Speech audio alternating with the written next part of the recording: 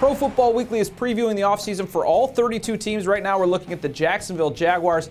Arthur, last year that offense was awful. I know Blaine Gabbert came in and struggled. He didn't play well, but there wasn't a lot of talent around him. What can they do this offseason to try and increase that talent? Well, you hit it on the head. After Maurice Jones-Drew, the cupboard is extremely bare. You've got Mike Thomas and Mercedes Lewis. These are guys that are supposed to be making bigger impacts, didn't last season. So first and foremost, they're going to have to return to being themselves and start playing better. But essentially, Gene Smith needs to do what he did with the defense last year with the offense this season. He needs to get better receivers, not just one guy.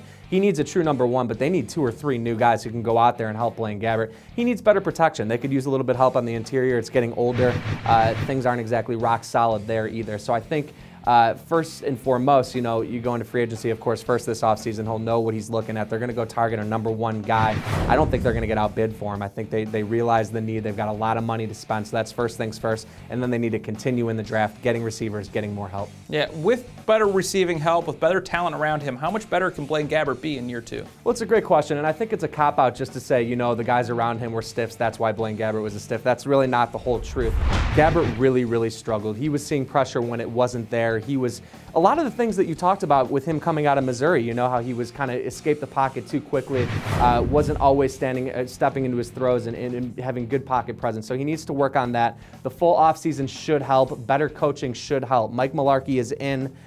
Jack Del Rio's out. He went to Blaine Gabbert too soon to begin with. So having him and having a better coaching staff around him and having more time, most importantly, should be a benefit. Seemed like it was kind of a disaster from the start, the David Garrard situation and then Luke McCown. Maybe year 2 with a little bit of stability that will help a little bit. The defensive side of the ball was pretty good last year. Mel Tucker comes back for another year. How can they avoid a drop-off? Well, I think the key is going to be to continue getting pass rush help. They still don't have that defensive end who can really wreak havoc off the edge.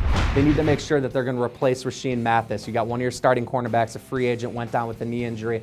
Not so sure if he's going to be back. So you still do need some, to plug in some pieces, mainly at cornerback, and then on the defensive line, they need more pass rush help. If they can do that, they get these guys to continue to gel and, most importantly, to stay healthy this time around. I think the defense should be in pretty good shape. If they can keep that defense, at least keeping them in games, hopefully some improvement from Gabbert will get the Jaguars back in it. That's a look at their offseason. For a look at all of the team's offseason, you can subscribe to us on YouTube or go to ProFootballWeekly.com.